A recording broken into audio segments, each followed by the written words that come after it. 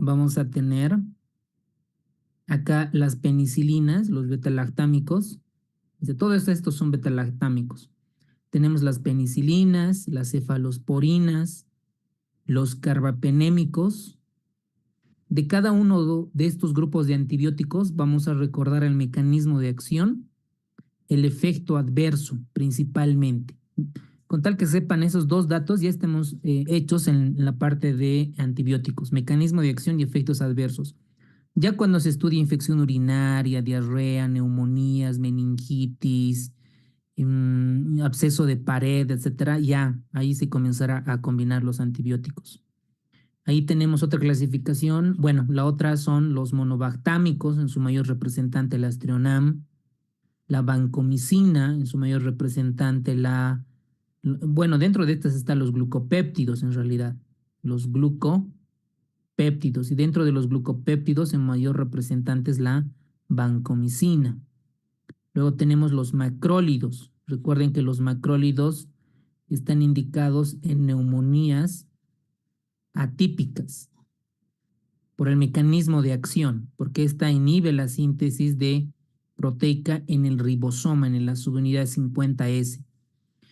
¿Cuáles eran los gérmenes involucrados en las neumonías atípicas?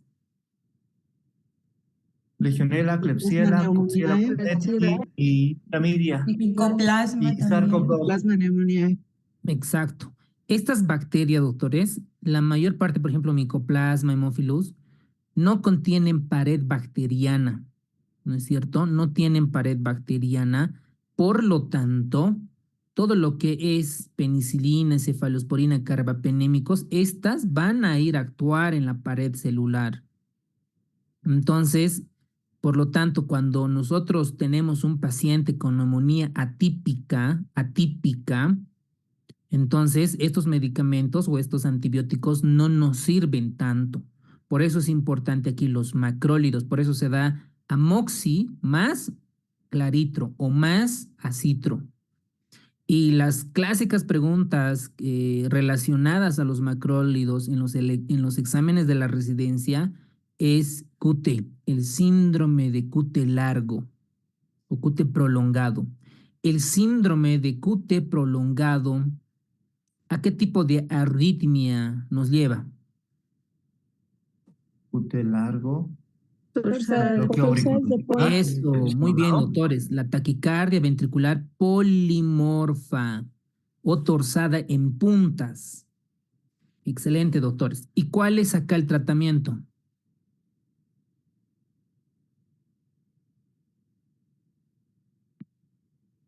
Sulfato de magnesio. ¿Ok? Sulfato de magnesio. Muy bien. Luego vamos a ver un poco de las tetraciclinas, el mecanismo de acción, en la subunidad ribosoma 30S. Lo ideal, doctores, la recomendación que les puedo realizar es que se hagan como digamos, una hora de inversión, se compran un papel pliego, lo que ya hacía en pregrado, ustedes también seguro que sí, una cartulina blanca y se dibujan ahí la bacteria y con todo, ¿no? Ahí su ribosoma, su material genético, la pared, y cada uno de estos pone, ¿no? Para la 30S, ustedes pondrán ahí las tetraciclinas, para la 50S, tales antibióticos, para pared celular, las betalactámicos, para el material genético, las fluorquinolonas, ¿verdad? Sobre todo para aprender mecanismos de acción. Eso lo pegan en su cuarto, en su dormitorio o en su sala de estudio o donde más estén y para solo recordar, ¿ok? Luego los aminoglucósidos, en su mayor representante la gentamicina, en la unidad del ribosoma 30S. Recordemos que los aminoglucósidos, su mayor efecto adverso es nefrotóxica y ototóxica. Las fluorquinolonas, está la levofloxacina, ciprofloxacina. Y me van a ir comentando en el chat, por ejemplo, ¿para qué enfermedad, para una ITU, qué podemos dar? Para una gastroenteritis, ¿qué podemos dar? Para una hepatitis, para un absceso hepático mediano, ¿qué podemos dar? Para una neumonía, meningitis. La manera de repasar dichas patologías. Por ejemplo, ¿por qué a los niños o en la edad pediátrica no podemos darles ciprofloxacina, por ejemplo? ¿Por qué no podemos darles? Desgaste articular.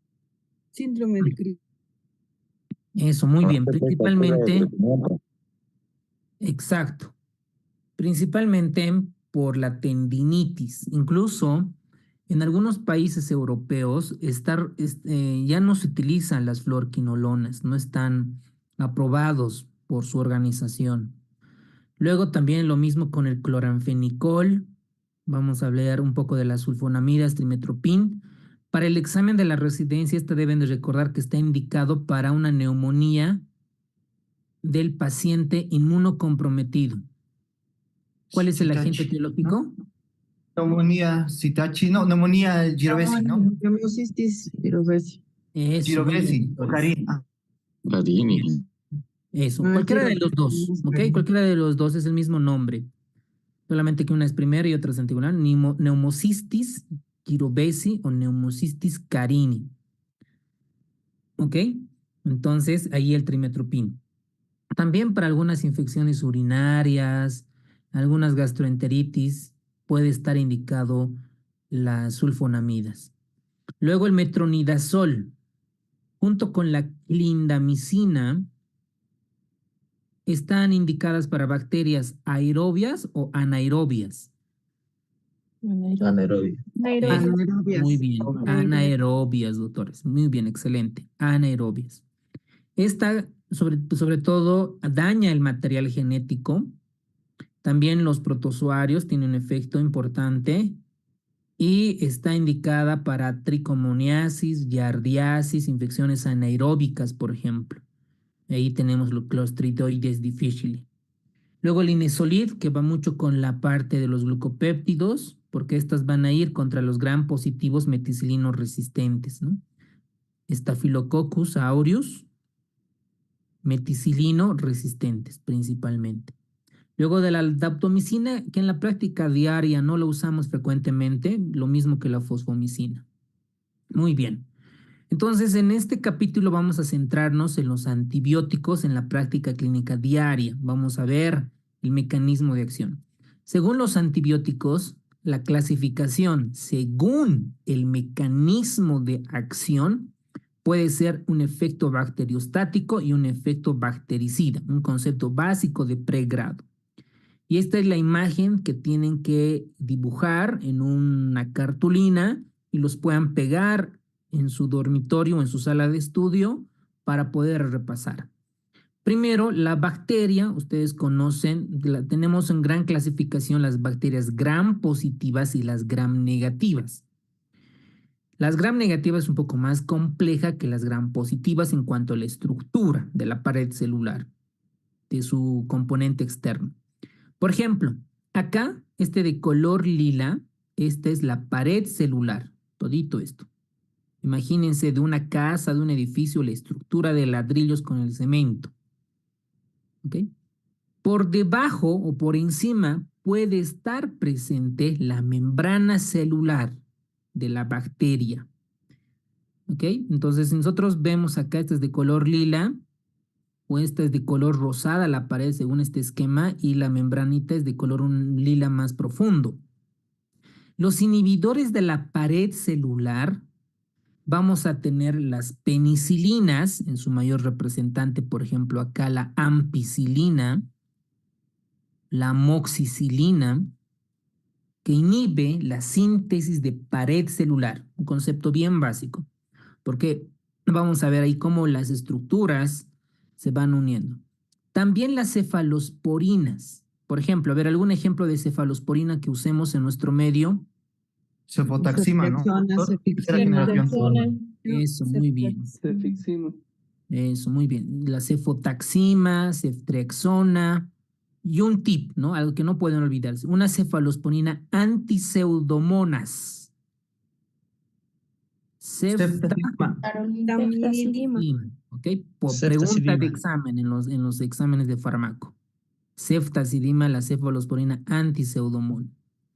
Luego tenemos los carbapenémicos. En nuestro medio usamos mucho el imipenem, el imipenem, luego tenemos el meropenem. Frecuentemente usamos estos. La vancomicina, la bacitracina, la fosfomicina, la isoniazida inhiben la síntesis de la pared celular bacteriana. Luego, por debajo y por encima, dependiendo qué tipo de bacteria estemos comentando, está la membrana celular. Los que causan permeabilidad selectiva, pérdida de esta permeabilidad, tenemos la polimixina. A ver, vamos a ver qué tanto sabe. Un ejemplo de polimixina que se usa frecuentemente para el Acinetobacter baumannii. Polimoxavirus. Policistina. Eso, muy bien, doctores. La colistina, colistina. Eso es un tipo de polimixina B. ¿Cuál es el mecanismo de acción de la colistina? Que hace que la membrana pierda la permeabilidad, se evita que ingrese sus componentes de la bacteria. Luego tenemos la daptomicina. Otro, vamos a tener medicamentos que van contra el ADN de la bacteria y contra el ARN. Contra el ADN nadie puede olvidarse, son las quinolonas. Un ejemplo de quinolonas, doctores.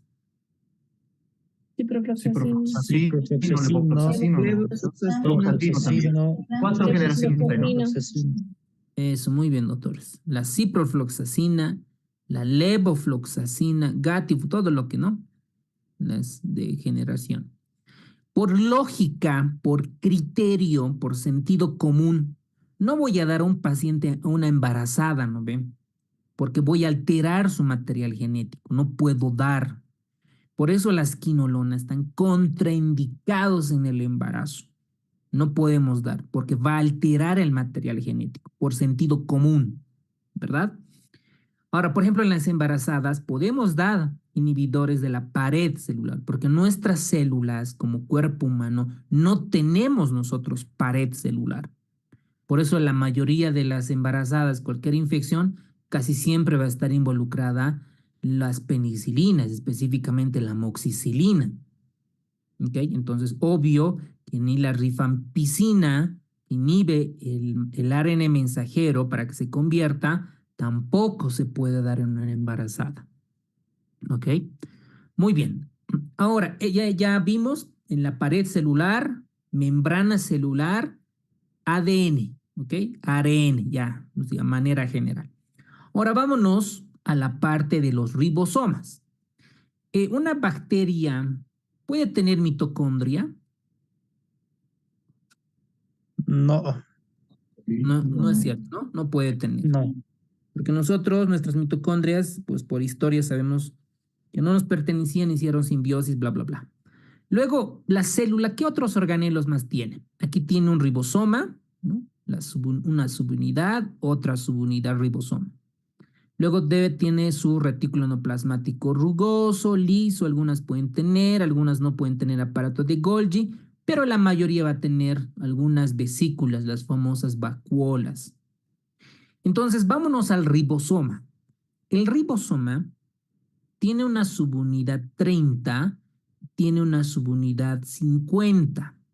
¿Okay? Entonces, aquí vamos a poner subunidad 30 y subunidad 50. ¿Okay? Las subunidades. De prefacultativo, de pregrado, pregunta de colegio. ¿De qué se encarga el ribosoma? ¿Qué hace el ribosoma, doctores? Ustedes saben que es cuando hay la membrana y los ribosomas están anclados allí, se forma el retículo endoplasmático rugoso, ¿verdad? ¿Qué hace el ribosoma? Pueden activar su micrófono. Ensamblaje. A ver, otra vez. Sí. Traducción, doctor, Síntesis del... proteica. Ayudan a que los aminoácidos se junten para formar proteínas, doctor. Eso, muy bien.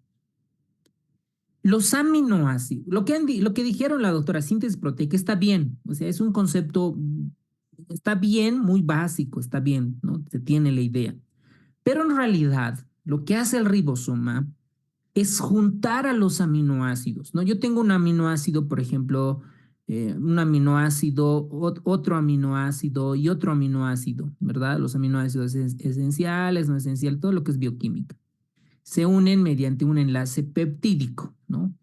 Por ejemplo, esto ha debido de cambiar, ¿no? Más de 100 aminoácidos, más de 1000 aminoácidos que se denominan.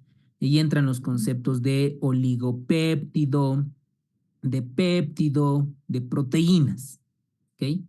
Entonces, las proteínas, ¿de qué están formadas? De conjunto de aminoácidos, ¿no? Son moneditas, imagínense una moneda, se une con otra moneda y muchos aminoácidos van a formar proteínas, ¿no? Una albúmina, globulinas, cualquier otro tipo de proteínas. Entonces, ¿quién se encarga de unir a estos aminoácidos? Son los ribosomas juntos con sus ARNs. El ARN de transferencia, el ARN mensajero, el ARN, otros ARNs involucrados, ¿no es cierto? Aquí tiene sus subunidades, ¿no? Un sitio P, un sitio A, etcétera. Esto es biología pura, ¿no?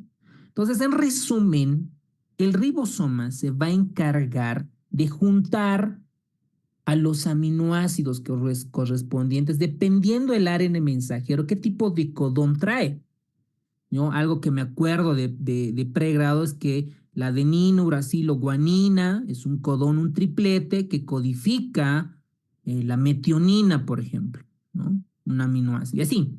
Entonces, dependiendo del material genético, le llevan el ribosoma y el ribosoma se encarga de juntar, de formar proteínas. Entonces, hay antibióticos que a las bacterias les matan de hambre, ¿no? No tienen comida, no tienen proteínas, aminoácidos. Entonces, por ejemplo, en la subunidad 30, los aminoglucósidos van a actuar ahí. Entonces, por eso los aminoglucósidos, ¿qué son? ¿Bacteriostáticos o bactericidas? Bactericidas. Bacteriostáticos. Bacteriostáticos. Ambas respuestas están correctas. Puede comportarse como bacteriostático y puede comportarse como bactericida dependiendo a la dosis. ¿Por qué? Porque en realidad lo único que hace está quitándole comida, ¿no? Alimento a la bacteria, ¿no? Le está quitando y en un momento puede aguantar, puede consumir sus propias proteínas de la bacteria y si aumentan las dosis puede morir de hambre, ¿no? Puede morir, pues puede convertirse en bactericida dependiendo de la dosis. Entonces ahí los aminoglucósidos, tenemos la micacina, la gentamicina, la tobramicina y otros. Lo mismo pasa con las tetraciclinas, que van a actuar en la subunidad 30. En la subunidad 50, ahí van a actuar los macrólidos, específicamente la eritromicina, la clindamicina para anaerobios. Estos, por ejemplo, el eritro, sabemos que está indicado para las neumonías atípicas y también para un tipo de complicaciones bacterianas, ¿no? Y la clindamicina está indicada, por ejemplo, para los anaerobios, para el clostridioides difícil. Y por último, ya para terminar, antibióticos.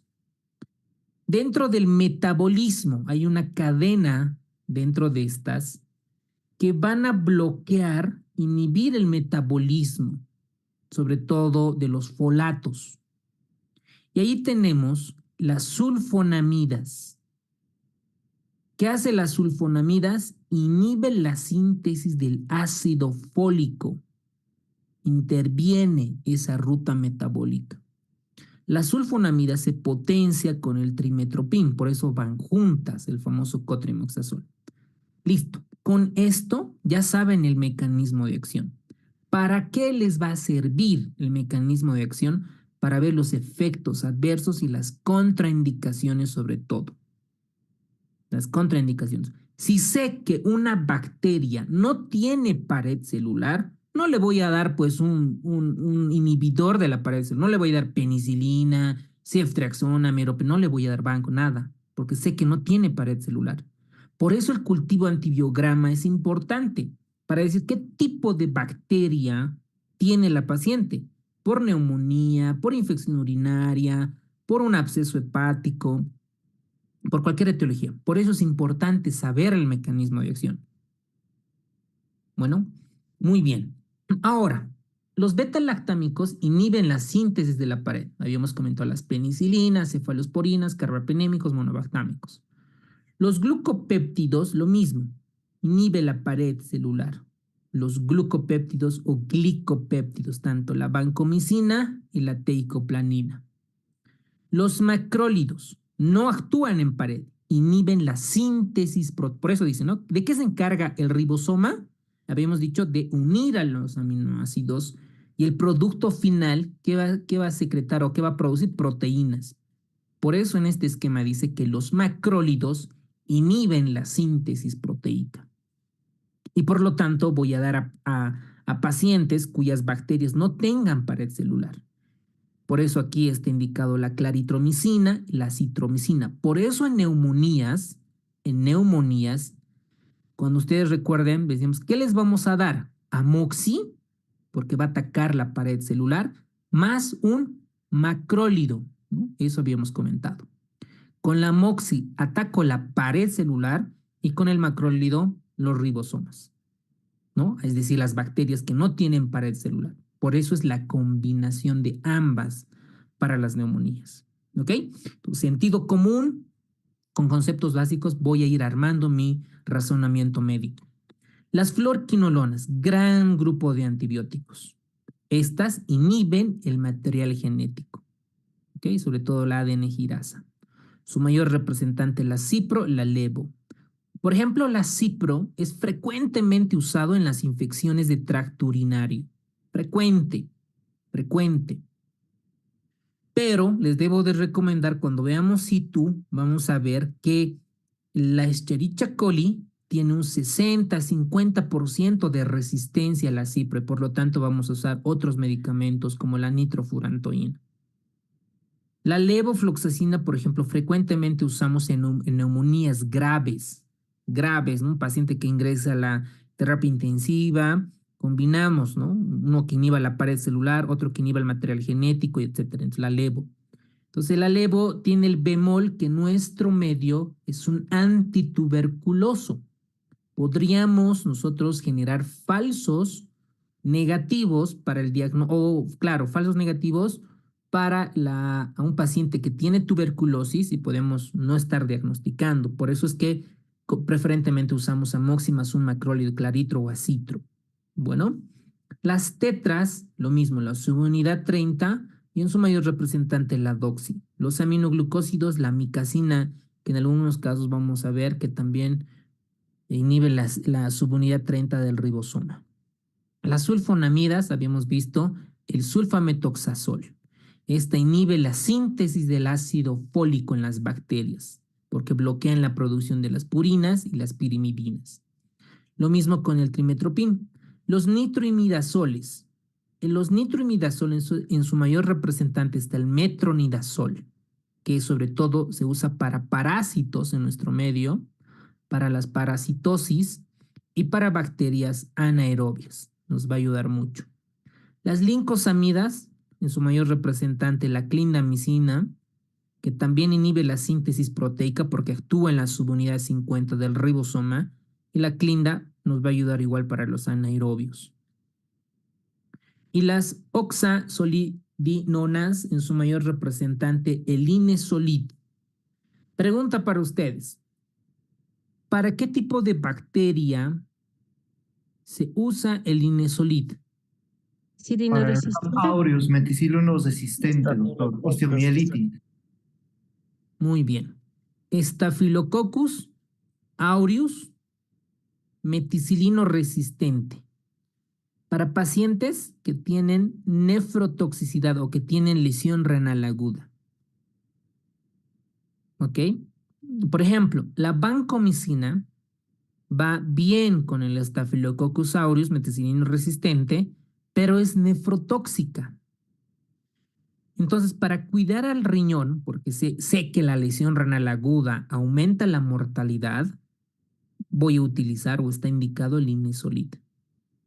Bueno, Entonces, tanto la vancomicina como el Inesolid están indicados para bacterias gram positivas, Staphylococcus aureus meticilino resistente. ¿Ok? Perfecto. Este esquema es alucinante porque representa nuestro cuerpo está lleno de bacterias. Y aquí este esquema nos representa qué tipo de bacterias en cada nuestras zonas tenemos. Por ejemplo, en nuestra palma de las manos, acá, vamos a tener, esto ya por cultivos, preferentemente las proteobacterias. Y podemos tener otro tipo de bacterias como los firmicutes. Por ejemplo, en las narinas vamos a tener las corinibacterias, las propionobacterias. Por ejemplo, el acné, ustedes conocen, está muy relacionado con el Propionibacterium acnes, porque esa bacteria se encuentra en estas regiones de sobre todo la parte facial. Y así, nuestro cuerpo está colonizado. Escuchan el término, colonizado, colonización. No es lo mismo que infección. Y esto es un error frecuente en los hospitales, en los consultorios, de que no, es que a la señora el cultivo antibiograma le salió E. coli, multidrogo resistente. Es resistente a la moxi, a la ceftriaxona y otros medicamentos. Entonces, ¿le vamos a dar antibióticos? No, señores, porque está colonizada, no está infectada, porque nuestro cuerpo ya está colonizado. Incluso algunas de estas bacterias nos defienden, nos defienden. Ese es un gran ejemplo. Por ejemplo, un paciente que le damos meropenem, le damos vancomicina, le damos levofloxacina, y su enfermedad no es por bacterias, sino por virus, el paciente se va a complicar con algo, con un tipo de diarrea. ¿De qué estoy hablando? De la colitis. Pseudomembranosa. Exacto, la colitis pseudomembranosa. Y esto puede deshidratar, puede generar trastornos hidroelectrolíticos y el paciente entrar en paro, sobre todo por el potasio. Entonces, en vez de ayudarle al paciente, lo estoy empeorando, lo puedo matar. Entonces, ojo, tengo que diferenciar pacientes con colonización y pacientes con infección. No se trata laboratorios, se trata pacientes. Y ahí mucho viene ahí, ¿no? Del uso indiscriminado de antibióticos, porque la mayoría de los médicos no lo sabemos manejar adecuadamente los antibióticos. Muy bien. La farmacocinética y la farmacodinamia son conceptos básicos de pregrado, que la farmacocinética incluye la absorción, la distribución, el metabolismo, la excreción. La absorción puede ser por sistema, por vía oral, por vía rectal, esto se absorbe el intestino, bla, bla, bla, bla, bla, ¿no? O sea, es cosas que leyendo uno puede entender fácil, ¿no? Lo mismo la parte percutánea, intravenosa, intramuscular, intratecal, inhalación, van a llegar al plasma. Y alguien dirá, doctor, ¿sí se da antibióticos por inhalación? Por supuesto. Hay un estudio bien bonito en el New England, hicieron un estudio para las neumonías asociadas a ventilación mecánica con amicacina nebulizada, previenen, se complican menos de neumonía asociada a ventilación. En pacientes con fibrosis quística, por ejemplo, la tobramicina les va muy bien, ¿cierto? También se da por inhalación los antibióticos. Entonces esto se distribuye y llega al plasma, y una vez que esté en el plasma, pues llegará al cerebro, llegará al pulmón, llegará al riñón, ¿no?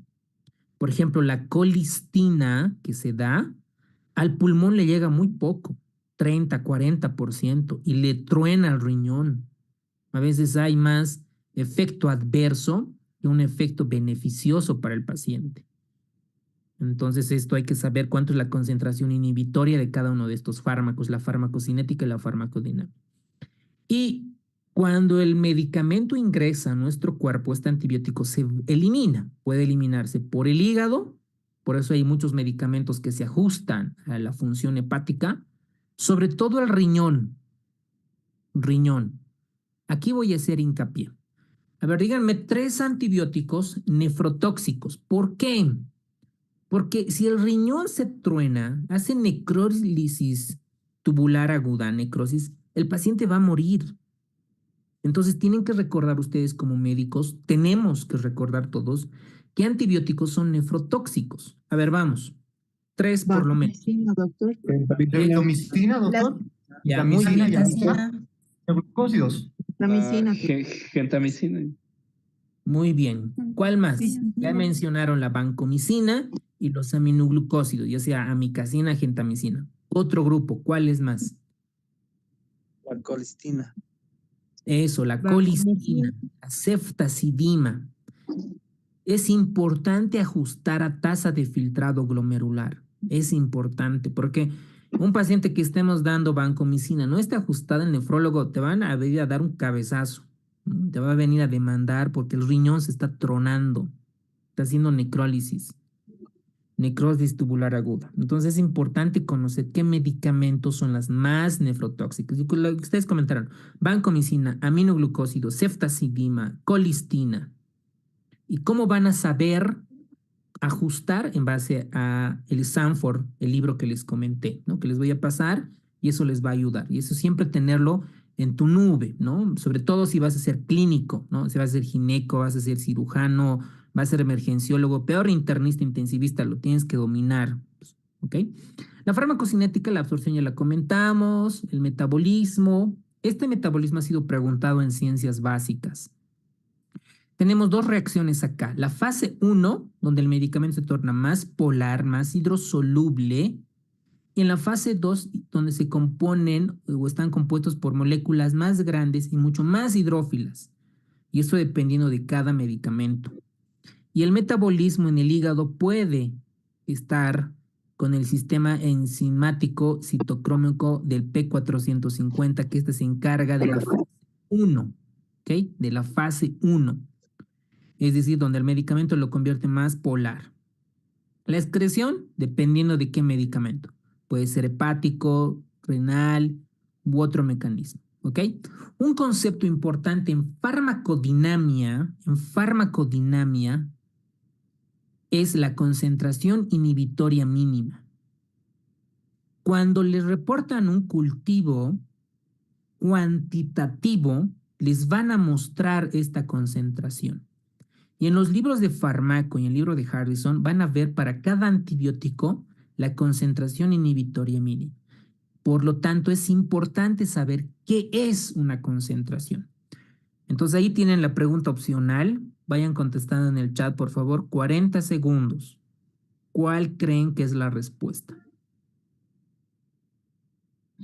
Ya, ¿cuál de las siguientes afirmaciones describe mejor el propósito de determinar la concentración inhibitoria mínima de un antibiótico? Determinar la dosis máxima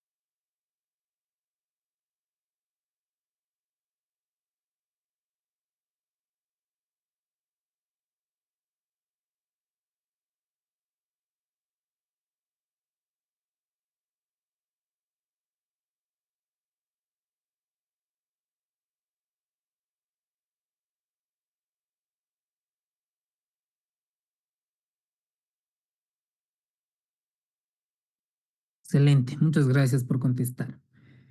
Entonces, tenemos acá la farmacodinamia. ¿Qué es la farmacodinamia? No es nada más que la relación de las concentraciones séricas, es decir, qué tanto llega a dicho órgano. Por ejemplo, vamos a imaginarnos un paciente con sospecha de meningitis. Tiene que llegar el fármaco al sistema nervioso central. Entonces, la relación entre la concentración sérica en plasma va a determinar la eficacia del antibiótico y la exposición al medicamento necesaria para lograr el efecto antibacteriano o evitar el crecimiento bacteriano está en relación con la concentración inhibitoria mínima, que es el famoso MIC. Esta. Entonces, mucho depende de la concentración de fármaco y el tiempo administrado y cuánto es el nivel máximo. Entonces, sobre todo acá nos va a interesar la concentración inhibitoria máxima. Entonces, este es un parámetro crítico en microbiología clínica necesaria para detener el crecimiento bacteriano en un medio de cultivo bajo las condiciones estándar.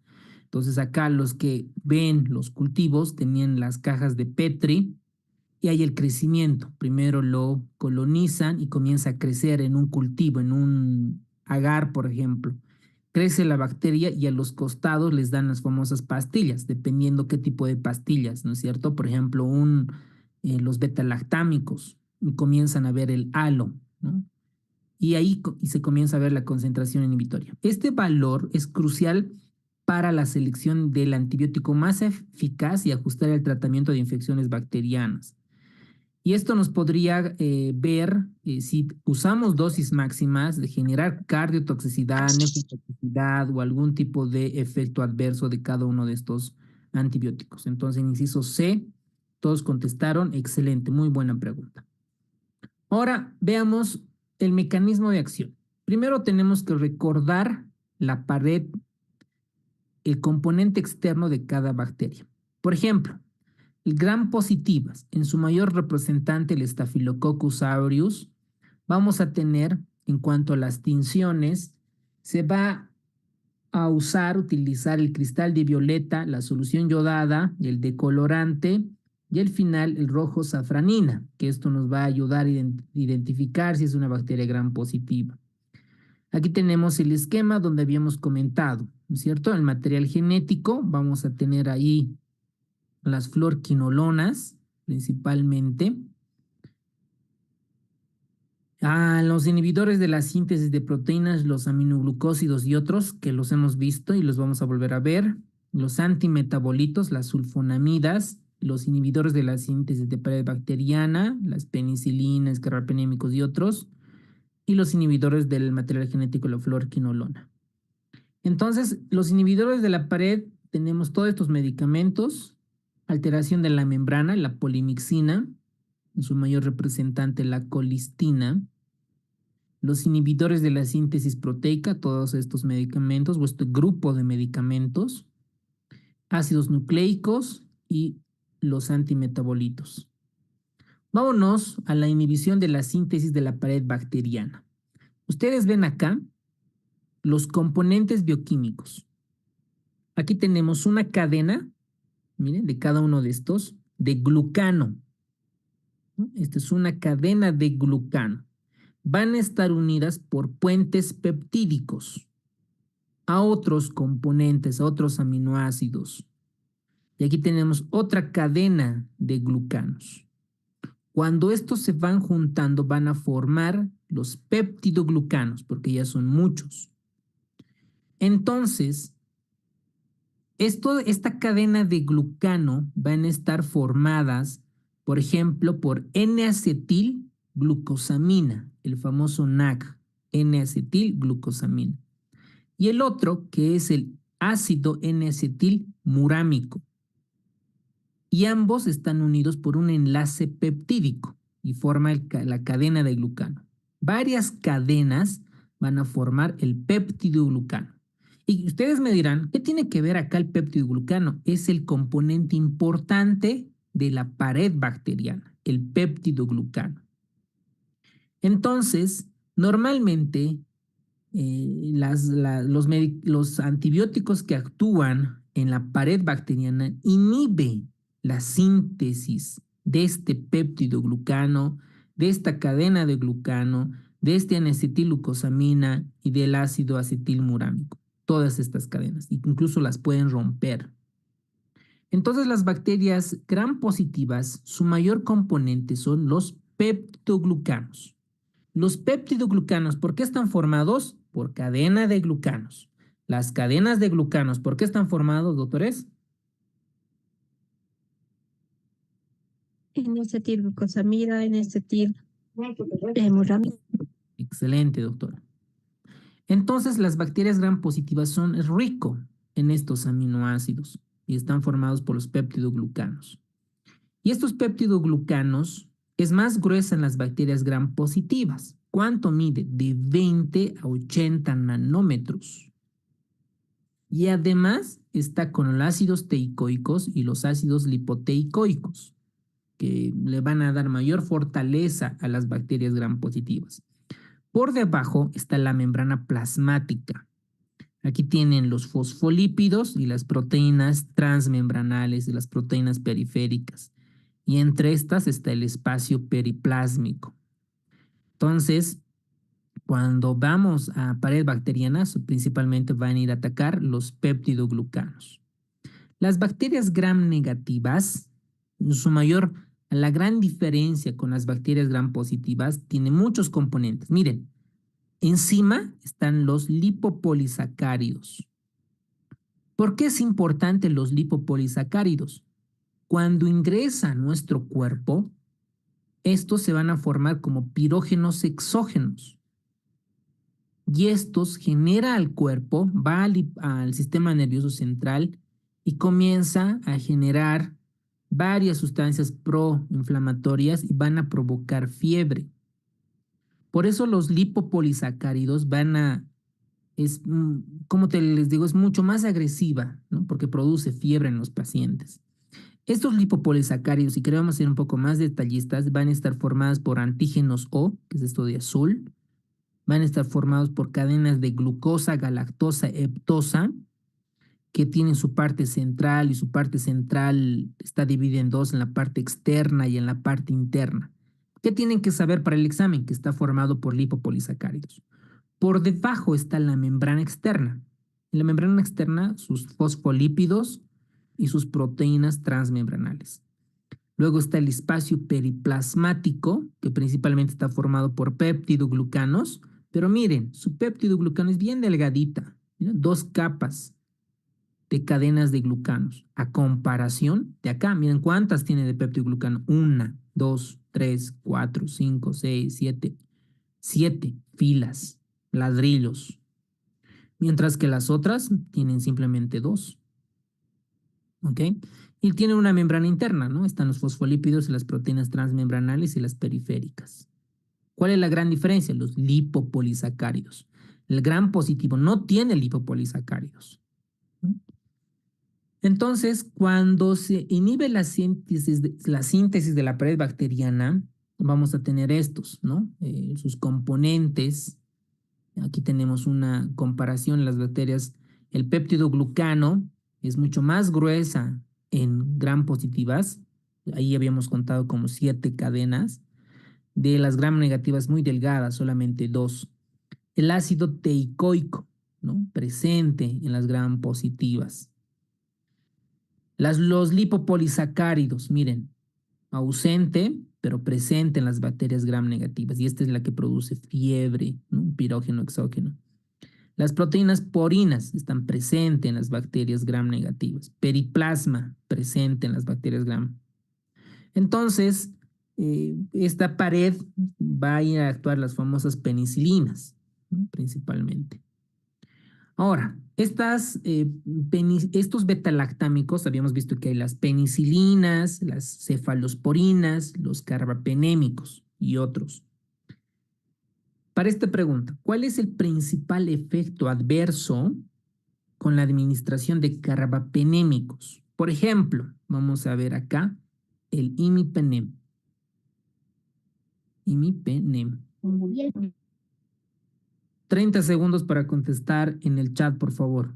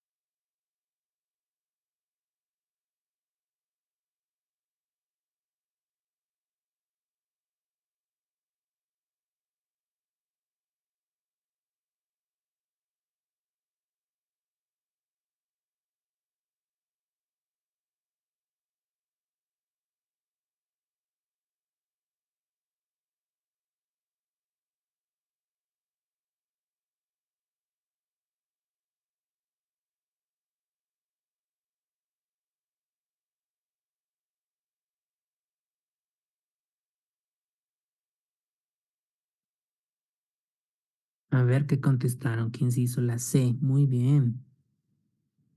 Bien. Entonces, dentro de los betalactámicos vamos a tener a las penicilinas, cefalosporina, monobactámicos y carbapenémicos. ¿Cuál es la función? Actúan en enzimas transpeptidasas. ¿Cómo es esto de transpeptidasas? ¿Se acuerdan los aminoácidos de la cadena de glucanos? ¿Cuáles eran? N-acetilmurámico y N-acetilglutamico. Muy bien. Entonces, entre estos van a comenzar a romper estos enlaces. Son transpeptidasas, rompen el enlace entre estos aminoácidos, por lo tanto, la cadena de glucano ya no está compuesta. Entonces, principalmente actúan ahí. ¿Ok? Aquí tenemos una imagen donde está formado el ácido N-acetilmurámico y la N-acetilglucosamina. Miren acá. Y están unidas por un enlace peptídico. Y estos, los beta-lactámicos, van a actuar como transpeptidasas, o llamadas también como proteínas de fijación a la penicilina. Básicamente van a romper estos enlaces. Entonces, los beta-lactámicos contienen un anillo, ¿no? Que es el famoso anillo beta-lactámico, todo este pintado de color rosado. Como rompen estos enlaces, se convierten en efectos bactericidas porque inhiben la síntesis de la pared bacteriana. Por eso este anillo beta-lactámico. Ahora, las penicilinas, muchas bacterias han desarrollado defensas para controlar el mecanismo de acción de estos beta-lactámicos. Entonces, vamos a ver algunas otras enzimas posteriormente. El primer beta-lactámico descubierto en 1928 fue por Alexander Fleming, que fue la penicilina. Y ustedes por pregrado saben, ¿no?, cómo se ha descubierto la penicilina con el hongo y las bacterias, etc. Las penicilinas naturales tenemos la G, ¿no? Principalmente esta va a ir contra las bacterias gram positivas, gram negativas que no producen beta-lactamasas, para anaerobios y algunos cocos gram negativos. Y la penicilina G se utiliza principalmente para infecciones por estreptococos, meningitis por neumococo, meningococo y las endocarditis por enterococos y la sífilis.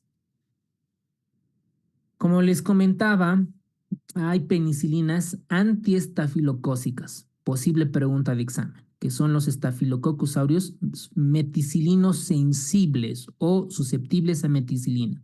Staphylococcus aureus meticilino sensible. ¿Cuáles son los medicamentos en nuestro medio? Por vía oral, ¿cuál de estos tenemos en nuestro medio? Dicloxacilina. Cloxacilina. Muy bien. ¿Para qué enfermedad utilizamos? Dicloxa acné también puede ser. ¿Ya? ¿Qué más? Dermitis. Para la clamidia también, doctor. Sí. Para Tiodermitis, amigdalitis. Infecciones excelente. Para las infecciones de transmisión sexual. Perfecto, ¿no? Ahí tenemos para el estafilococos. Las aminopenicilinas, por ejemplo, la ampicilina, la amoxicilina, ¿no? Usamos frecuentemente, ¿no? Un paciente, lo primero usar es amoxi, ¿no? Lo primero comenzar a usar porque sabemos que rompen la pared bacteriana y son hidrolizadas por muchas beta-lactamasas. Esto es lo malo. Muchas de las bacterias han creado beta-lactamasas para romper, para que no funcionen la AMP y la amoxicilina. Entonces, para que esta beta-lactamasa no puedan ser destituidas, vamos a usar las bacterias productoras de beta-lactamasa, vamos a combinarlos con los inhibidores de la beta-lactamasa. Por ejemplo, por vía oral, ¿qué tenemos? Amoxi más sulbactam o ácido clavulámico. Clavulánico. Ácido clavulánico. Eso, el ácido clavulámico. ¿Ok? Entonces, la mayoría de las veces para neumonías, por ejemplo, amoxi más ácido clavulámico. Para endovenoso, tenemos la amoxi más, en nuestro medio estoy hablando, ¿no? Más sulbactam. Esto tenemos intravenoso y esto es vía oral. Y las dosis ya pueden ir recordando. Entonces, pueden encontrar esto. Ahora, tenemos otras combinaciones. Antiseudomonas. Esto es posible pregunta de examen. Anótense ahorita en su resumen, en su flashcard. ¿Cuáles las penicilinas son antiseudomonas? Piperacilina y ticarcilina. En nuestro medio, bueno, en el seguro donde trabajo no tenemos piperacilina tazobactam, lo famoso que decimos pipertazo, ¿no? Pero sí, en otros países como en Brasil, México, sí teníamos frecuentemente, ¿no? La famosa pipertazo. Pues la piperacilina es antiseudomona y el tazobactam es un beta-lactamasa, ¿no? Es un inhibidor de las beta-lactamasas, el tazobactam. Entonces, esto es un excelente medicamento. Otra es la combinación, miren, ceftazidima, una antiseudomona, con avibactam, otro inhibidor de la beta-lactamasa. Entonces, esto es importante comenzar a ver. En resumen, ¿cuáles son las penicilinas antiseudomonas? Ticarcilina y piperacilina. Ahora, dentro de las cefalosporinas, vamos con las 5 generaciones. La primera generación de estos, ¿cuál es el más utilizado? La cefazolina. ¿Para qué utilizamos la cefazolina? Para cirugías, principalmente para profilaxis. Profilaxis. Lo que principalmente usamos, la cefazolina. La segunda generación casi no utilizamos frecuentemente en nuestro medio, pero por lo tanto, el que va a realizar la pregunta para el examen de la RESI no sería tan productiva, ¿no? Tan importante en cuanto a la segunda generación. La tercera generación, ¿y qué decir? Las más utilizadas, ceftriaxona, ceftazidima, cefotaxima y cefixime, las más usadas. Por ejemplo, ¿cuánto es la dosis de la ceftriaxona? 1 gramo IV cada 12 horas. Cada 12 horas.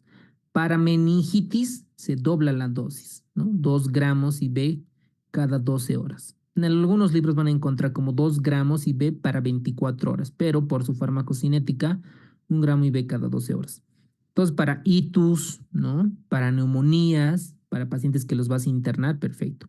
¿Qué tienen que saber de la ceftriaxona? ¿Cuál es su efecto adverso más frecuente de la ceftriaxona?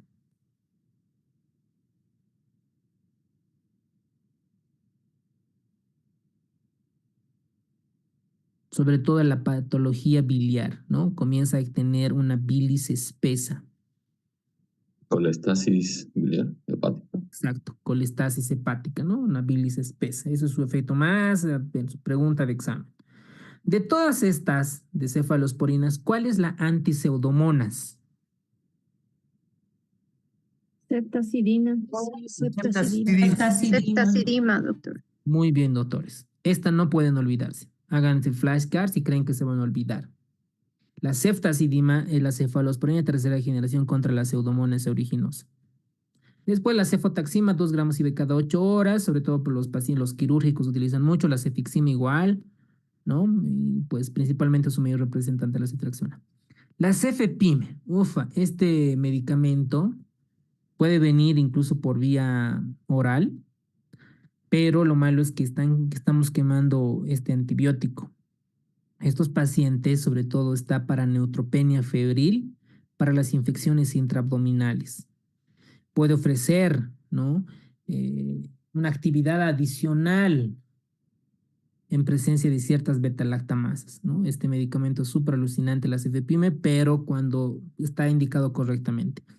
¿Cuál es la gran diferencia de la cefalosporina de quinta generación? La ceftarolina. ¿Qué cubre la ceftarolina que no cubren los demás? Ni la cuarta, ni la tercera, ni la segunda. Meticilina. Staphylococcus aureus resistente a la meticilina. Excelente. Ok, muy bien, doctora. La ceftarolina, a comparación, cubre el Staphylococcus aureus meticilino resistente, a comparación de las otras que no lo hacen. Muy bien, los carbapenémicos. Dentro de los carbapenémicos, el mayor utilizado en nuestro medio es imipenem, meropenem. ¿Cuál es estos medicamentos nos da protección más viable contra las beta-lactamasas de amplio espectro, el famoso ESBL, ¿ok? Beta-lactamasas de amplio espectro. Esto nos va a ayudar sobre todo para las bacterias que son resistentes a otros medicamentos. ¿Qué tenemos que saber? Además, que estos carbapenémicos son intrínsecamente resistentes a los carbapenémicos, específicamente la estenotrofomona maltófila.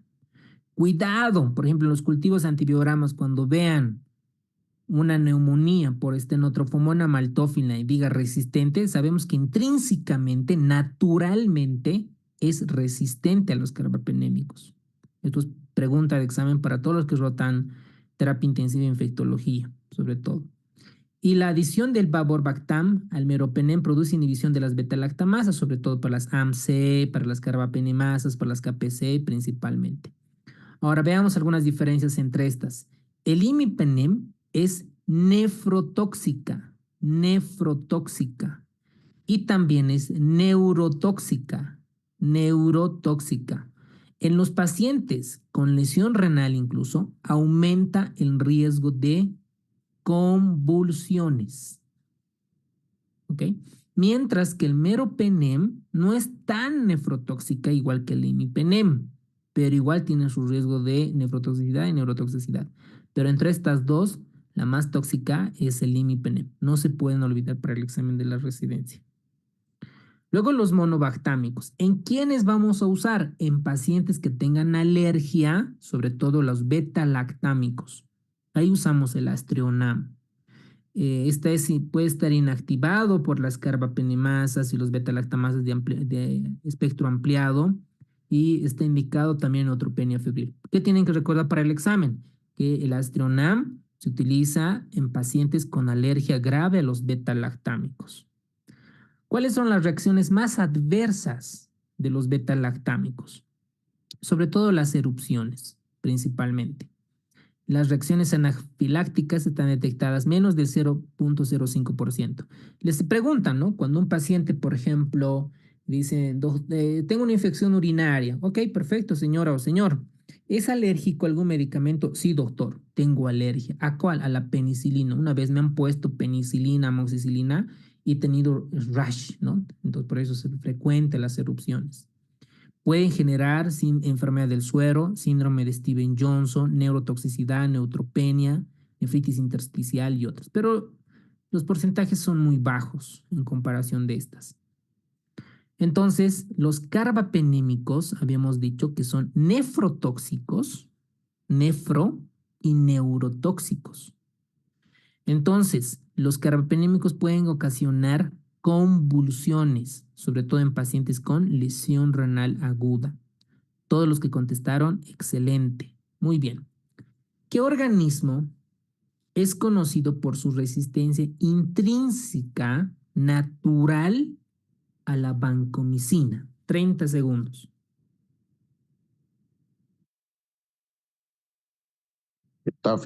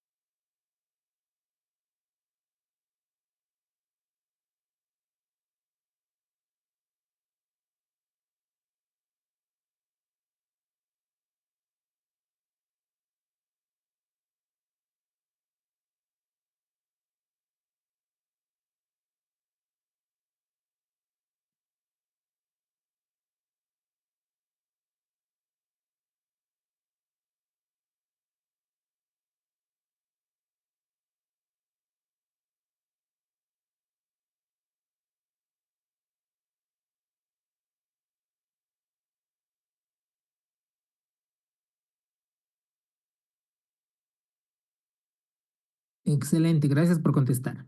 Los glucopéptidos y los lipoglucopéptidos vamos a tener principalmente dentro del glucopéptido a la vancomicina. ¿Ok? Luego tenemos a la teicoplanina, a los lipoglucopépticos, a la telavancina, dalbavancina, oritabancina. Pero ¿qué es lo que frecuentemente usamos? La vancomicina.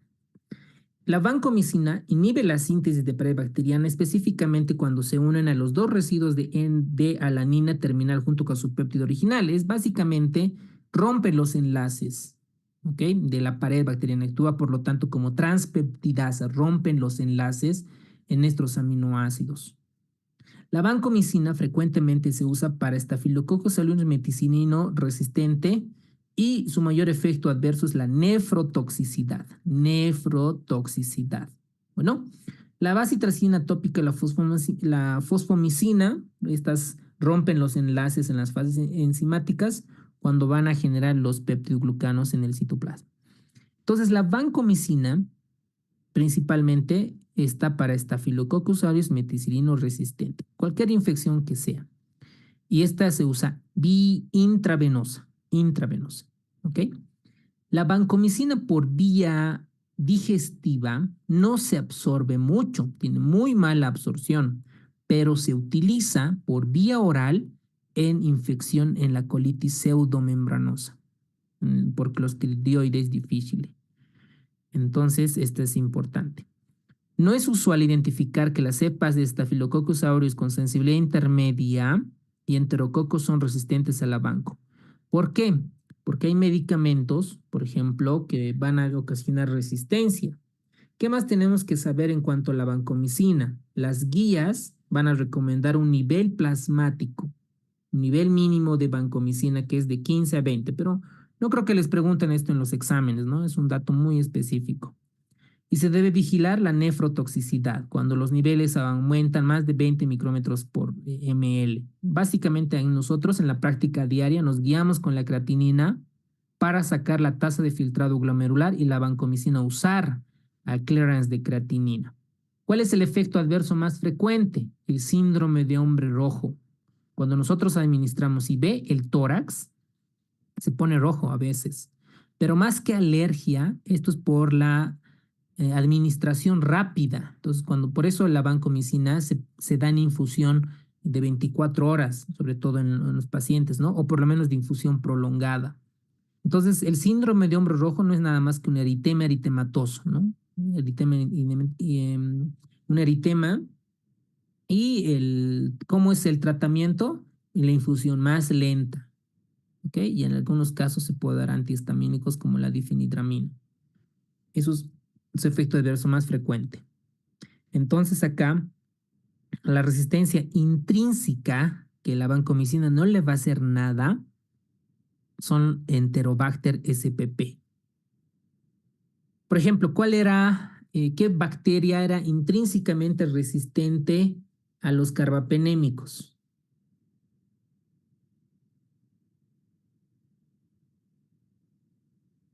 Ya se están olvidando.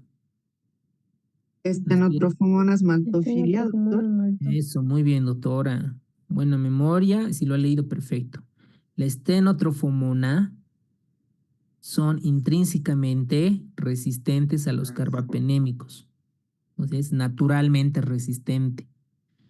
Ahora, con la vancomicina, ¿cuál es? El Enterobacter spp es intrínsecamente resistente. Bueno, muy bien. Vamos a los lipoglucopéptidos. Esta no lo usamos frecuentemente. Sabemos que puede usarse igual para Staphylococcus meticillino resistente y para otro tipo de bacterias. Y su reacción adversa también es la nefrotoxicidad principalmente. La fosfomicina se han usado en algunos casos, sobre todo de cistitis no complicadas, y también su efecto adverso también es importante de nefrotoxicidad. ¿En quiénes están usados? Sobre todo cuando hay Staphylococcus aureus o enterococos susceptibles o resistentes a la vancomicina, ¿no? Cuando vemos esto, usamos fosfomicina. Las polimixinas, en su mayor representante, la colistina. La daptomicina no lo usamos frecuentemente, pero está indicado en pacientes que están infectados por bacterias gram positivas. Las polimixinas muestran actividad contra la Pseudomonas aeruginosa, Acinetobacter baumannii, Proteus, Providencia y Serratia. Se utilizan en infecciones intrahospitalarias y otras. En su mayor efecto adverso de la colistina es la nefrotoxicidad y la neurotoxicidad. Luego tenemos la daptomicina, también está para Staphylococcus meticillino resistente y Staphylococcus coagulasa negativos. Su mayor efecto tóxico son la elevación de la creatina fosfoquinasa, ¿no? Es decir, ocasiona dolores musculares. Ya para terminar, tenemos las inhibiciones de la síntesis proteica. Ahí vamos a encontrar varios. Entonces vamos con la siguiente pregunta. ¿Cuál es cuál es el principal mecanismo de toxicidad asociado a los aminoglucósidos como la gentamicina que debe ser monitoreado en el tratamiento? ¿Cuál es el efecto adverso más frecuente?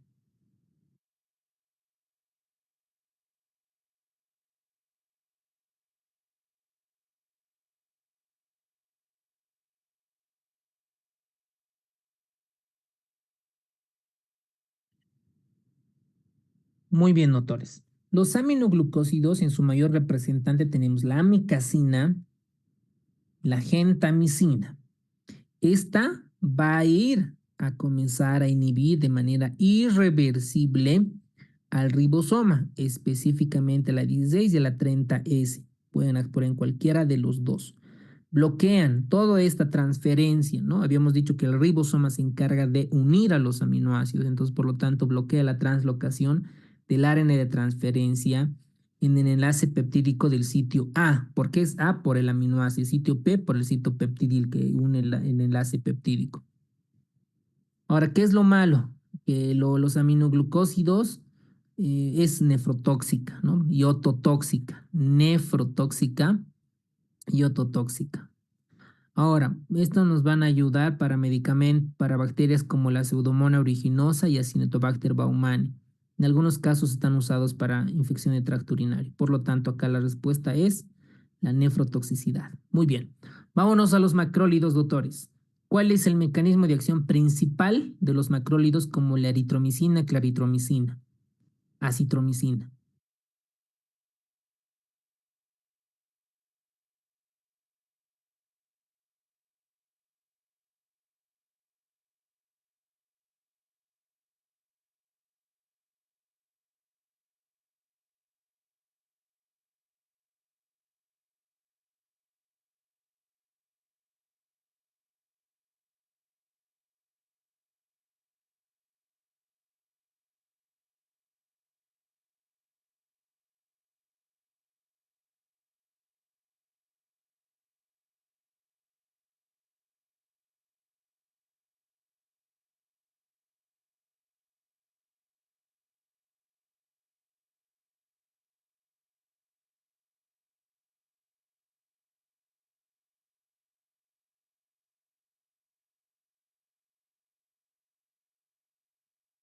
Muy bien, los macrólidos y los cetólidos vamos a tener en su mayor representante la citro, la claritro y el eritro. Estas se van a unir específicamente a la RNA de ribosómico, a la 23 de las unidades ribosómicas de la 50S. ¿Cuál es el mecanismo? Bloquea la translocación de la cadena peptídica. Y las lincosamidas tenemos la famosa clindamicina, principalmente igual a la subunidad 50S, comienza a interactuar entre el sitio A y el sitio P. La citromicina y la clarito tienen buena absorción oral, por lo tanto, se utiliza en infecciones de vías respiratorias altas, sobre todo por Haemophilus influenza, Moraxella catarrhalis y microorganismos atípicos, doctores, atípicos. Los macrólidos también está indicada para infecciones por micobacterias no tuberculosas. ¿Cuáles? El Mycobacterium marinum, el Mycobacterium chelonae. ¿En quiénes se da este tipo de infección? En pacientes inmunocomprometidos. Ahí les vamos a preguntar en pacientes con Mycobacterium avium, por ejemplo, ¿qué medicamento está? La mayoría contesta antituberculoso, antituberculoso. No, son macrólidos, macrólidos. Cuidado con eso. También se trata para la infección por el Helicobacter pylori. Los efectos adversos gastrointestinales y sobre todo prolongación del QT. Deben estar contestando ahora su banco de preguntas, ¿verdad? Los macrólidos, un efecto adverso importante es el QT. Entonces acá la inhibición de la síntesis proteica la unice a la 50 subunidad del ribosoma. Las lincosamidas, en su mayor representante tenemos la clindamicina. Estas principalmente van a estar para anaerobios, anaerobios.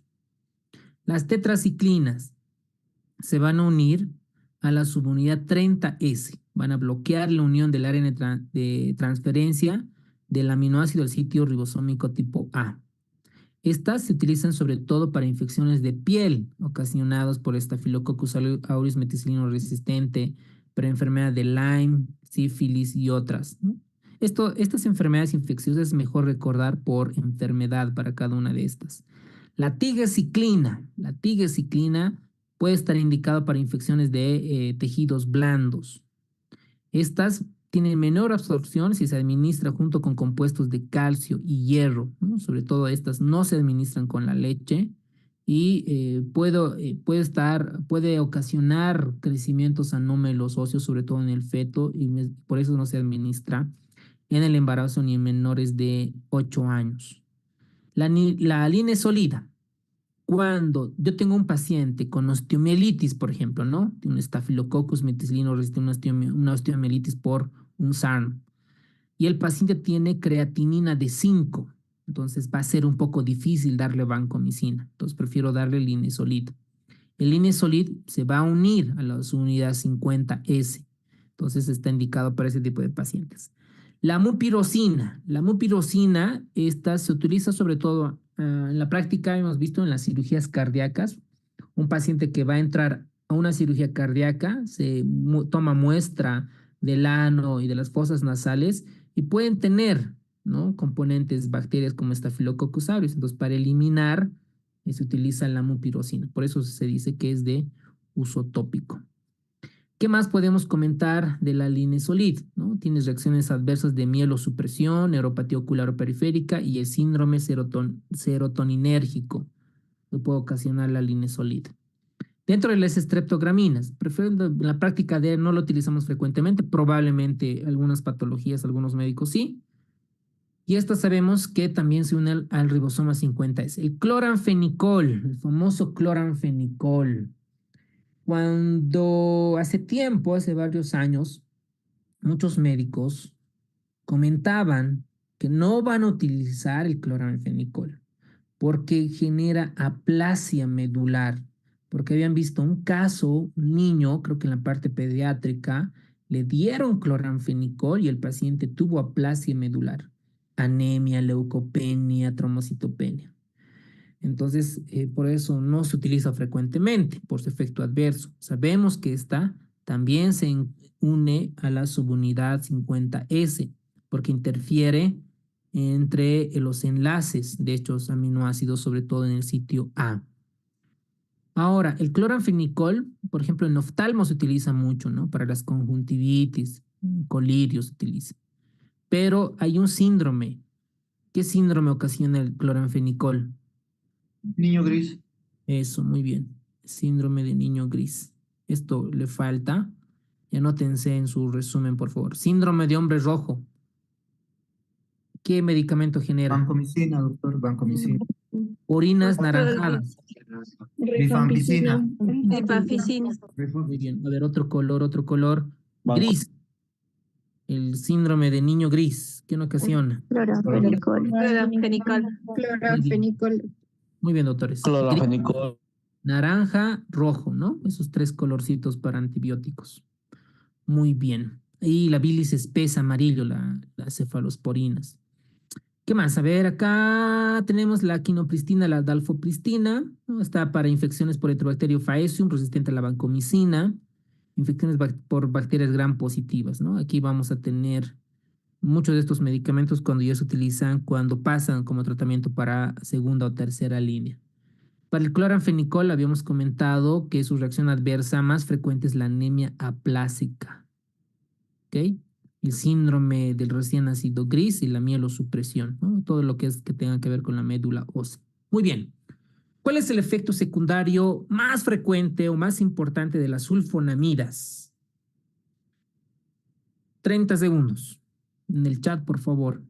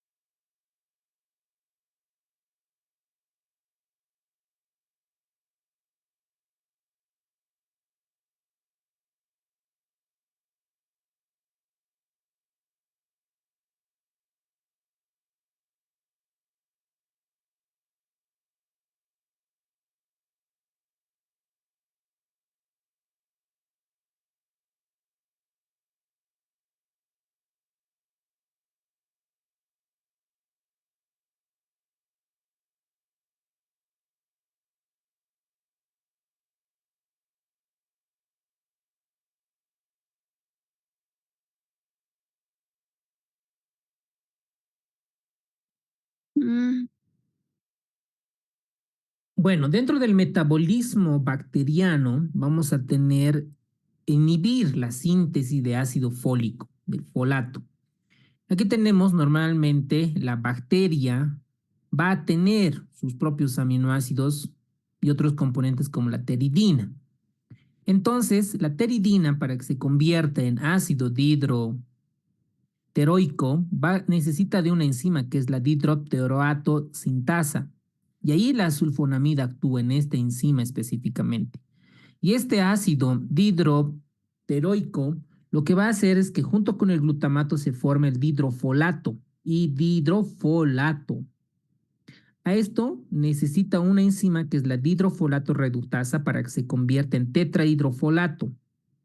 Y el tetrahidrofolato se descompone en purinas, en metionina, glicina y otros ARNs de transferencias y en la famosa timidina.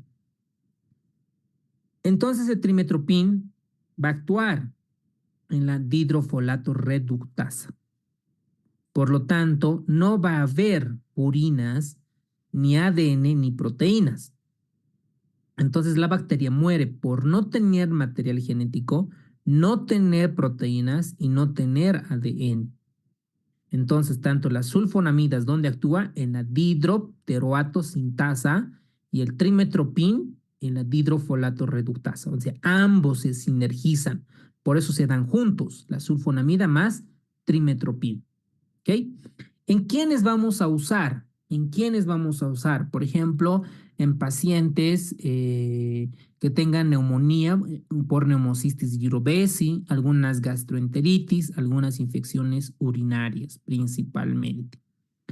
Aquí tenemos el mismo esquema donde van a ir a actuar en cuanto a estos medicamentos. El trimetropin lo mismo. Estos, dentro de sus efectos adversos están las náuseas, vómitos, erupciones, nefrotoxicidad, hiporcalemia, hiponatremia. Lo malo de esto es que puede ocasionar hematotoxicidad. Entonces, como ustedes verán, doctores, muchos de estos antibióticos tienen muchos efectos adversos. Por eso se debe controlar adecuadamente este tipo de pacientes. Ya para terminar, doctores, ¿cuál es el mecanismo de acción principal de las fluorquinolonas, quinolonas como la cipro, lepo, gati, nor, floxacino?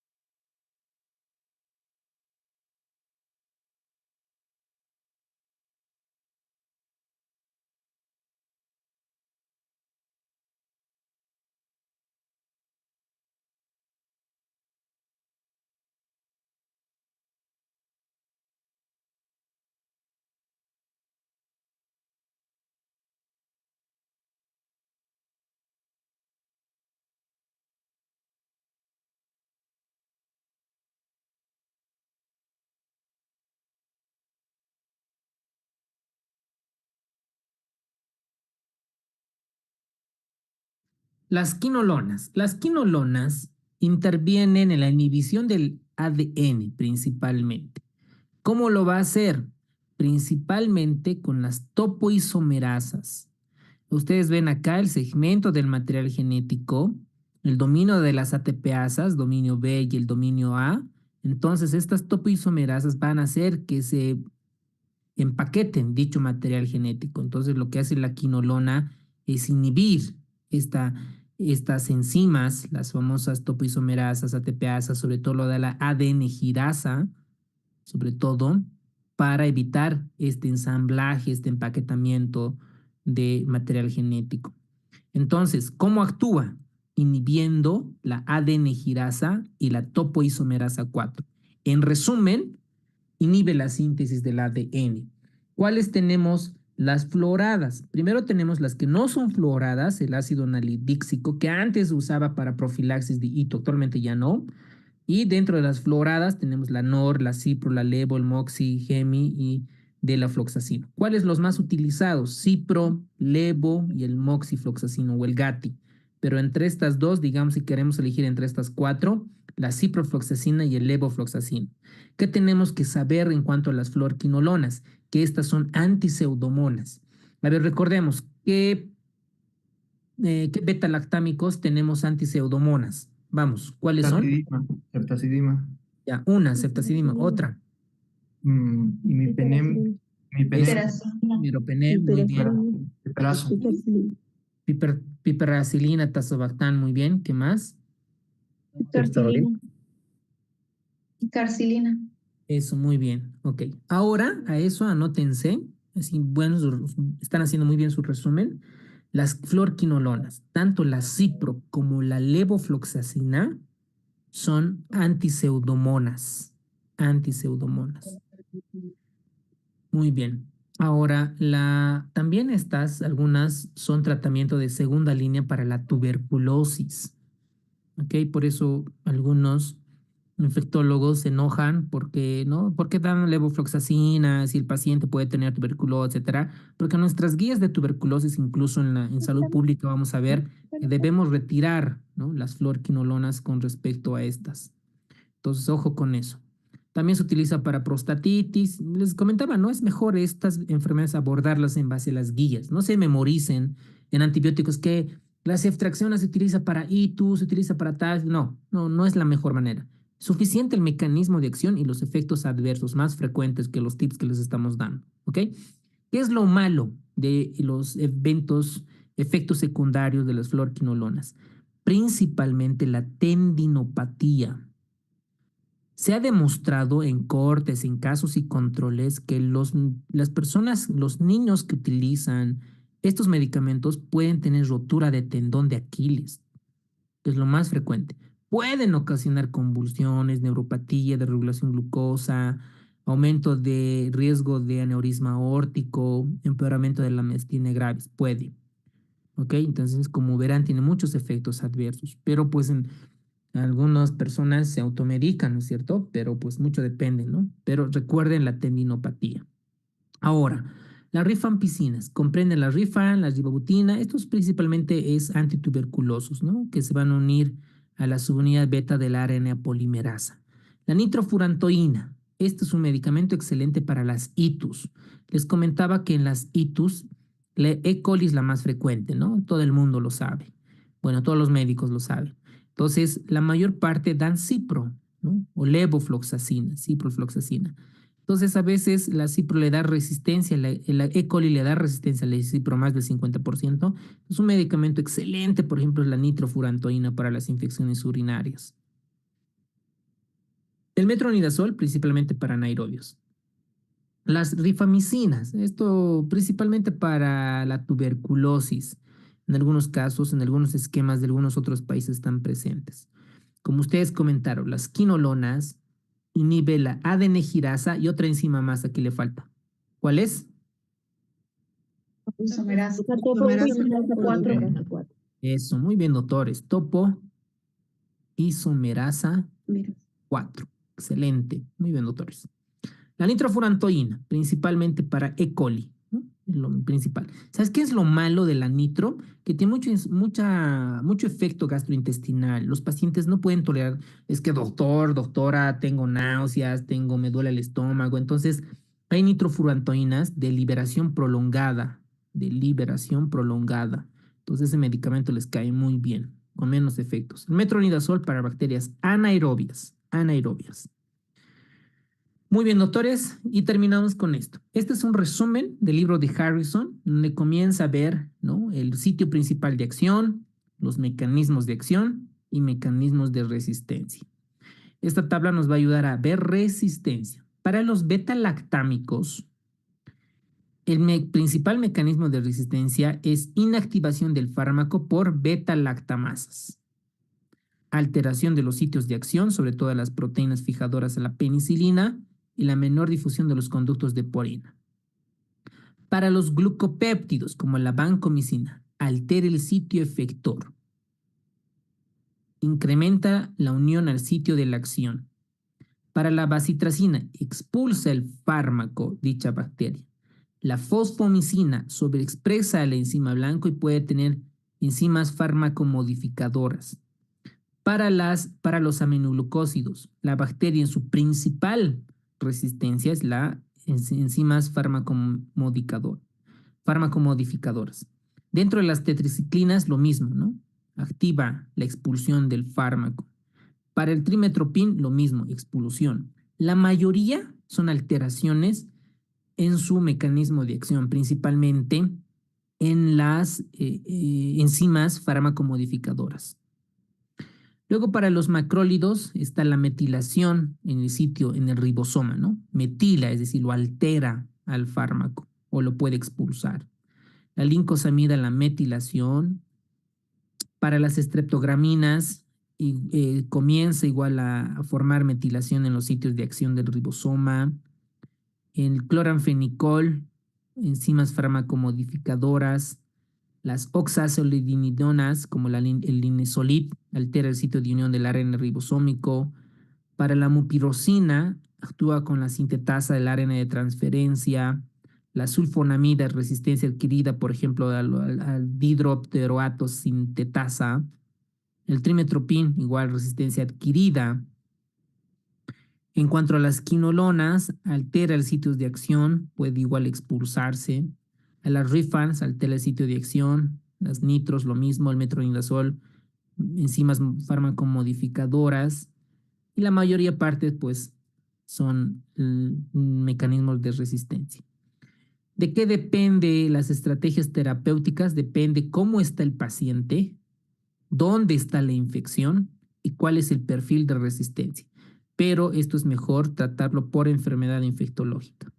Vamos a hacer tratamiento empírico cuando nosotros vemos paciente con una enfermedad y decimos, este paciente tiene infección urinaria, debe ser E. coli, le daremos nitrofurantoína. Debe ser neumonía, ¿ok? Le daremos amoxiclavulámico con acitromicina, ¿no? Tratamiento empírico en base a las guías que nos dicen. Entonces, antes de iniciar antibiótico, es un error común, frecuente igual, antes de dar antibiótico se debe tomar los cultivos y antibiograma, ¿no? Sobre todo el cultivo, o pedirle los famosos paneles, ¿no? Los famosos paneles que les voy a mostrar ahorita. Muy bien. Estrategias terapéuticas, sitio de infección, ya hemos comentado dónde está, ¿no? Si es una osteomielitis, si es una prostatitis, si es una infección ocular o es un absceso. Luego, los factores del hospedador, ¿no? Si tiene diabetes, no tiene diabetes, tiene VIH, tiene hepatitis, tiene enfermedad hepática, renal. El embarazo, importante tomar en cuenta. Y aquí tenemos los efectos en cuanto al periodo embrionario y el periodo fetal en cada una de estas alteraciones. Por ejemplo, las fluorquinolonas, ¿no? No se puede dar en una paciente embarazada. Aquí tenemos la clasificación, ¿no? En cuanto a los antibióticos, ¿no? La categoría B, las cefalosporinas, el ertapenem, metro, etcétera. Categoría C, ya, estas no se le deben dar a los pacientes, ¿no? Principal, ahí tienen la clasificación. Lo mismo contra el C y D, la mica, la gente y la parte D. Y las alergias se las debe siempre preguntar, ¿no? Antes de administrar un medicamento, preguntar siempre, siempre, ¿no? ¿Se ha tenido alergia? Sí, no, y hacerle la prueba de la alergia, que les voy a mandar un video cómo se hace para estos casos. Y ya para terminar, ¿cuál de los siguientes es un efecto adverso característico del uso prolongado de las fluorquinolonas? Uso prolongado de las fluorquinolonas. Sí. Doctor, Sí, sí, una duda, doctor. ¿Cuál es el flor? Porque en algunas literaturas muestra que las quinolonas, así directamente, y otras fluorquinolonas. ¿El flor qué sería, doctor? O sea, ¿es un color o lo da vivacidad o qué es? ¿Por qué el nombre de? Excelente pregunta, doctor. Es en parte la composición química. El ácido anhidríxico no tiene flúor, ¿no es cierto? Entonces, cuando estos medicamentos ya se los vuelven más estables y puedan penetrar mejor a los órganos para tener buena concentración inhibitoria en los sitios de acción, gracias a sus componentes, a sus anillos, ¿no? Principalmente flúor. Entonces, en su mayor representante tenemos la cipro y la levofloxacina, ¿no? Cuando estos se depositan en los colágenos, sobre todo en los tendones, quitan la rigidez, ¿no? Ya no son tan resistentes y se generan tendinopatías y ruptura de tendones. Entonces, como ustedes bien contestaron, las fluorquinolonas comienzan a tener estos efectos adversos. Aquí tenemos un poco de los betalactámicos, la vancomicina, miren acá, el riesgo aumenta las concentraciones con mayor a 20, ¿no? La nefrotoxicidad. Eso es pregunta de examen. Entre 10 a 20, algunos libros van a encontrar de 15 a 20, es el nivel óptimo, nivel óptimo. Síndrome de hombre rojo. ¿Qué más? A ver aquí, de los betalactámicos. ¿Qué betalactámicos produce neurotoxicidad? Pero apenémico. carbapenémicos. Eso, muy bien. Imipenem, meropenem, ¿ok? Luego, a ver qué más un medicamento aquí bien utilizado frecuentemente. La daptomiopatía, aminoglucósidos nefrotoxi, las fluorquinolonas, tendinitis. y la prolongación del QT, ¿no? Sulfato de magnesio y evitar el síndrome, el taquicardia ventricular polimorfa. Lo mismo la Rifan, tetras, fotosensibilidad, los macrólidos. Miren, prolongación del QT, lo mismo que las fluorquinolonas, QT, ¿ok? QT. Metronidazol, neuropatía periférica, las clindamicinas, diarrea. Miren esto, las colitis pseudomembranosa por clindamicina, ¿no? Es uno de los antibióticos que más produce este efecto adverso. Linezolid, mielosupresión. Trimetoprim, sulfamethoxazol, efectos hemáticos. Nitrofurantoína, neumonitis. Fosfomicina, alteraciones o efectos gastrointestinales. Polimixina, nefrotoxicidad y neurotoxicidad. Quinopristina, dalfopristina, alergias, y el cloranfenicol, aplasia medular. Aplasia, supresión de la médula ósea. Entonces acá, inciso C. Las interacciones. Las interacciones dependen, ¿no? Por ejemplo, la ceftriaxona puede interactuar con soluciones que tengan calcio. Por eso no se administra con gluconato de calcio. Los carbapenémicos pueden actuar con el ácido valproico, alterar las concentraciones. Linezolid, provocar síndromes serotoninérgicos y adrenérgicos. Las fluorquinolonas pueden interactuar con las sulfonamidas, sucralfato y las tisaninas, sobre todo con la teofilina, aunque ya no utilizan frecuentemente como broncodilatador. Las rifampicinas con los famosos citocromos y todos sus sustratos, como por ejemplo el CYP2C19. Las tetraciclinas pueden interactuar con los antiácidos o fármacos que contengan calcio, magnesio, hierro y aluminio, y la warfarina. Los macrólidos, lo mismo, ¿no? Lo mismo con el citocromo P450 y todos sus sustratos. Metronidazol. Cuando uno toma metronidazol, no debe de combinar con alcohol, específicamente con el etanol. Es el único antibiótico, ¿ok? Es que te preguntan, doctor, ¿puedo ir este fin de semana? Tengo un evento social, etcétera. ¿Puedo tomar? Te preguntan, ¿no? Sí, ¿no? Sí, excepto con el metronidazol, porque tiene un efecto disulfiram. El efecto disulfiram es como el paciente estuviera entrando en un síndrome de abstinencia. ¿Ok? Eso para... Los pacientes siempre te preguntan, ¿no? Doctor, ¿puedo tomar? ¿No? ¿Puedo salir de un evento social? El metro es la clave. El trimetoprim puede interactuar con la warfarina, fenitoína y metrotexate. Y las estrategias terapéuticas obviamente dependen, ¿no? Dónde está el sitio de infección, el paciente y demás. La duración del tratamiento depende de las guías, lo mismo que la eficacia. Y el uso de cada de estos medicamentos vamos a ver para cada patología, ¿no? Para cada patología de una de estas. Por ejemplo, para la ceftriaxona, las infecciones por meningitis neumocócica, endocarditis y otras. Y vamos a ver para cada uno de estos, ¿no? Para la pseudomonas, recuerden, ¿no? Ceftazidima, cefepima, piperacilina, tazobactam, carbapenémicos y otros. Aquí también le falta.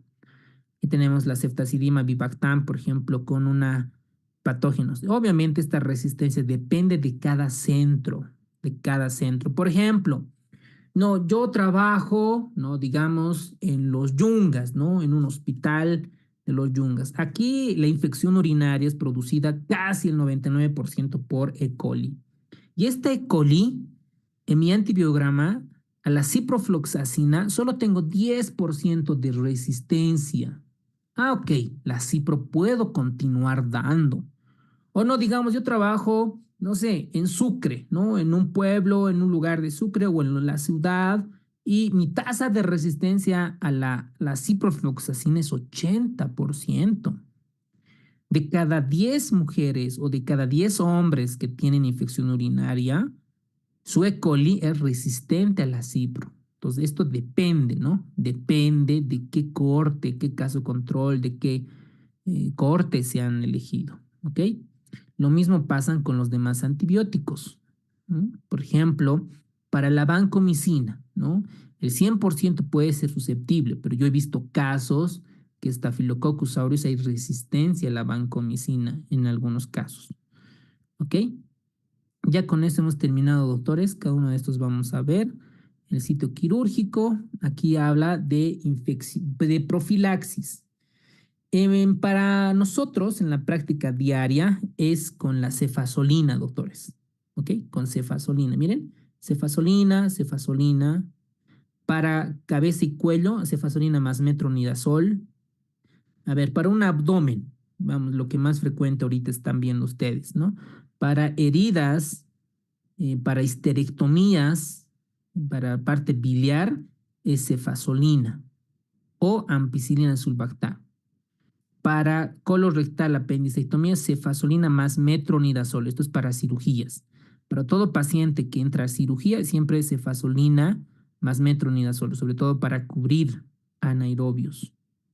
Luego, para la parte no quirúrgica, ¿no? Sabemos que para, por ejemplo, para el odontólogo que tenga que hacer profilaxis de infección bacteriana en un paciente, por ejemplo, que tiene una prótesis valvular, una aórtica, entonces ahí tenemos amoxicilina por vía oral. Luego, para infecciones cutáneas recurrentes por Staphylococcus aureus, la mupirocina, lo que les comentaba, ¿no? La que están colonizadas. Para la celulitis recurrente por ruptura linfática, penicilina benzatínica, principalmente. Y la mayoría son cefazolinas. Para cistitis recurrente, esto es frecuente, ¿no? Alguien preguntaba, no, es que la paciente tiene infección urinaria recurrente. La nitrofurantoína es importante. Para mordeduras, amoxicilina con clavulamato. Para peritonitis bacteriana espontánea recurrente en pacientes cirróticos, las fluorquinolonas. Meningitis recurrente por neumococo, penicilina. Entonces, como ustedes verán, no hay un antibiótico mejor, ¿no? Depende de cada enfermedad del sitio para ver. Por ejemplo, para neutropenia de alto riesgo, con un recuento absoluto de neutrófilos menos de 100, es levofloxacina, ¿okay? Porque tiene alta resolución en cuanto a las neutropenias. La administración de medicamentos obviamente depende de la infección como tal, ¿ok? Muy bien, doctores, hemos terminado la clase de antibióticos para iniciar infectología.